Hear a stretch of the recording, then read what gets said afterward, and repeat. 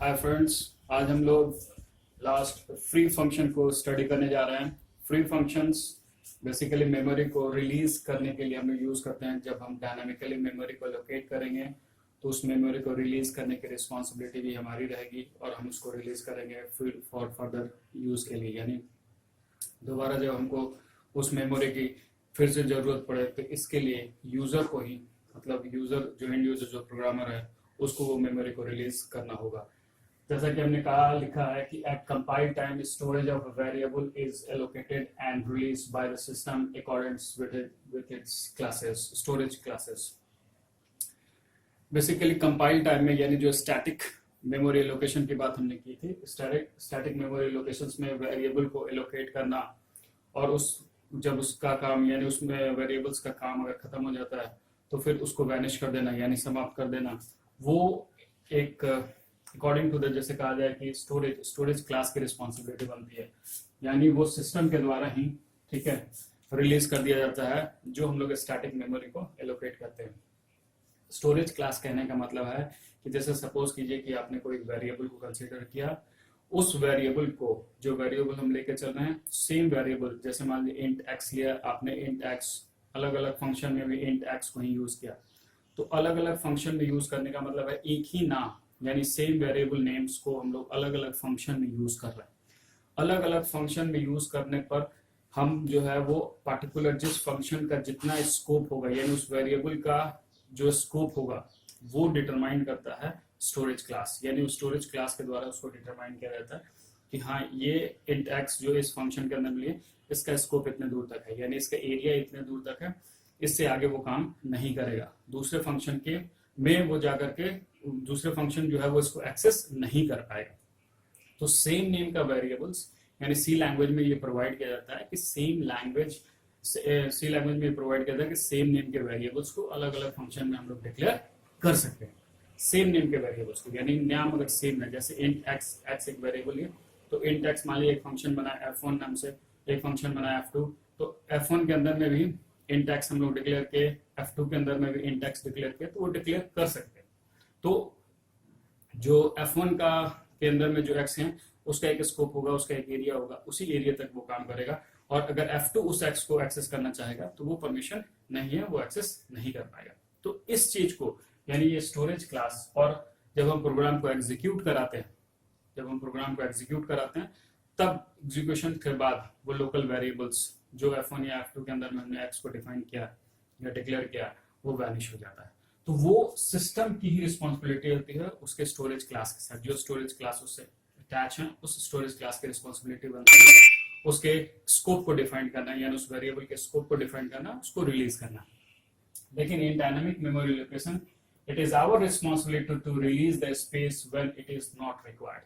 अब जब हम डायनामिक मेमोरी एलोकेशन की बात करते हैं, तो जब जिस मेमोरी एलोकेशन की जरूरत नहीं है, तब हमको खुद ब खुद रिलीज करना पड़ेगा। यानी ये हमारे रिस्पॉन्सिबिलिटी होगी कि हम उसको रिलीज करें, और इसको रिलीज करने के इसलिए करेंगे क्योंकि फर्दर फिर उस मेमोरी का हम लोग यूटिलाइज करें। जैसा कि हमने आपको पहले भी एक फिगर ड्रॉ करके बताया था कि आपका फ्री स्पेस, ये जो फ्री एरिया है, इसी एरिया में आपको जो है वो डायनामिकली मेमोरी एलोकेट होंगे। अगर ये एरिया फुल हो जाएगा तो बाद में हम लोग फिर जो है वो डायनामिकली एलोकेट नहीं कर पाएंगे। तो ये एरिया अगर खाली रहे, इसीलिए जब आप किसी भी फंक्शन को या किसी भी आप मेमोरी को एलोकेट कर दिए, तो आप डायनामिकली अगर एलोकेट किए तो उसको फिर आप रिलीज कर दीजिए, ये आपकी रिस्पॉन्सिबिलिटी बनेगी। और उसी के लिए हम लोग, यानी डायनामिकली अगर मेमोरी जो एलोकेट किए उसको रिलीज करने के लिए ही हमारे पास फंक्शन है, that is called free function जो है वो इसमें हमारी मदद करता है और वो रिलीज करेगा। तो सिंटैक्स में सिर्फ फ्री और एक आर्गुमेंट जो पॉइंटर है, उस पॉइंटर को आपको पास कराना होगा।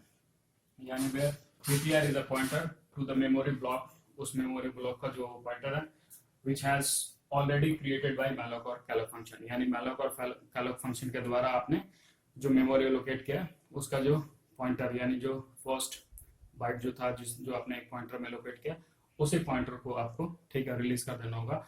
वो रिलीज करेगा तो खुद ब खुद वो सारा चीज रिलीज हो जाएगा। इसलिए हमने नोट करके दो बात लिखी है कि it is not the pointer that is being released rather than it is point two, जिसको वो पॉइंटर पॉइंट कर रहा है, यानी जिस एड्रेस को वो लेकर पॉइंट कर रहा है उसी को रिलीज होगा और दूसरा कुछ रिलीज नहीं होगा।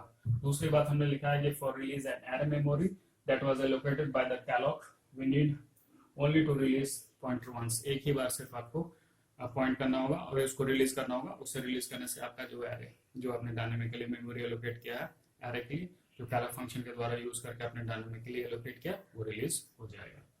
अब हम लोग इसी पर एक प्रोग्राम देखते हैं जिसमें हम लोग मैलॉक, कैलॉग और फ्री तीनों का इस्तेमाल करके हम लोग इसको डिफाइन करने जा रहे हैं। सो including the header files,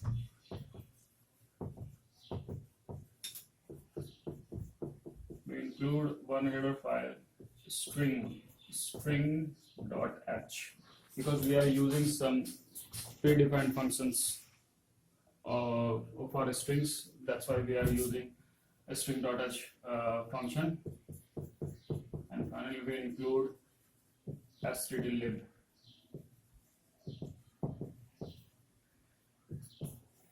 Main function. In a main we are declaring a pointer, character type char str.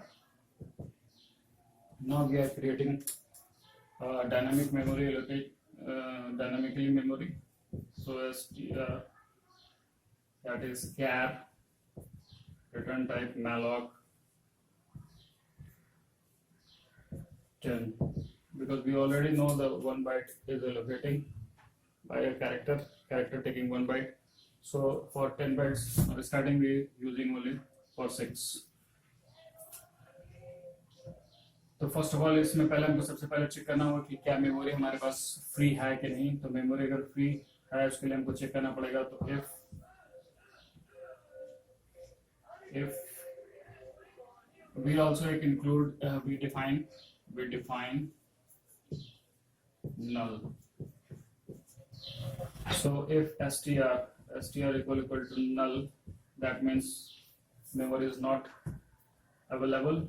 In this case suppose we want to print, तो आपको प्रिंट कर दे कि memory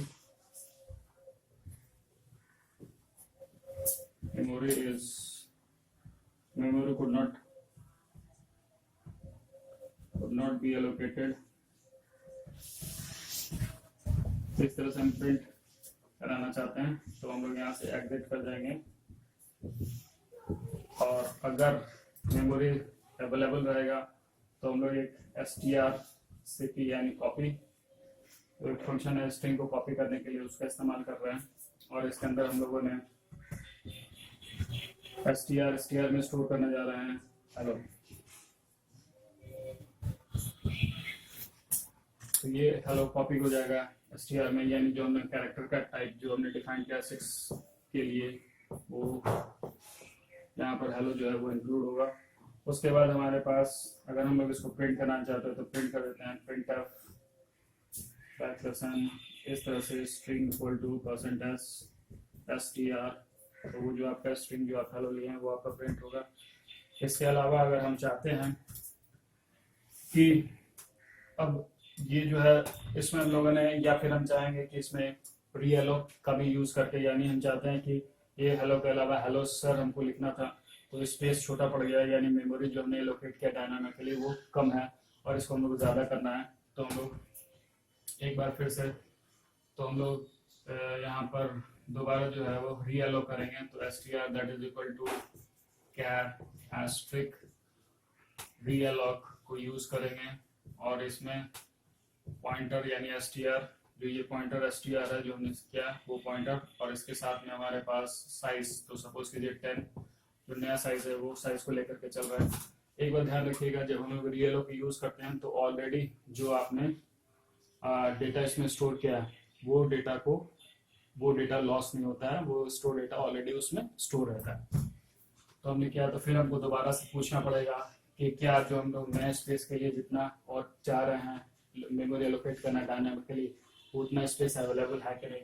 तो इसके लिए फिर हमको दोबारा फिर पूछना पड़ेगा कि str इक्वल टू नल अगर है तो इसका मतलब हम लोग यहाँ से एग्जिट कर जाएंगे, और अगर नहीं है तो फिर हम लोग strcp का यूज कर रहे हैं और इसमें हम लोग str में यूज कर रहे हैं हेलो सर।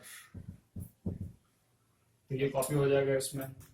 उसके बाद अगर हम लोग इसको प्रिंट कराना चाहते हो तो लिखेंगे प्रिंट एफ बैकस्लैश n, इस तरह से स्ट्रिंग इक्वल टू %s और str। उसके बाद हम लोग जो ये हमारा मेमोरी एलोकेट किया है, यानी str में जो ये फर्स्ट पॉइंटर को एलोकेट कर रहा है, यानी ये जो str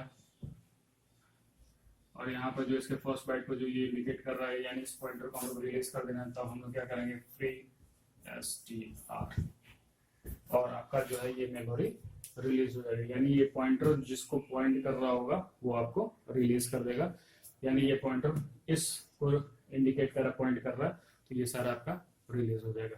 तो ये पूरा प्रोग्राम रहा जिसमें हम लोग नैनो का भी इस्तेमाल किए, रीएलओ का भी इस्तेमाल किए, और उसके बाद हम लोगों ने फ्री कर दिया। तो हमेशा जब भी डायनामिकली आप मेमोरी को एलोकेट कीजिए, ये आपकी रिस्पॉन्सिबिलिटी बनेगी, आप उसको फ्री कर दें।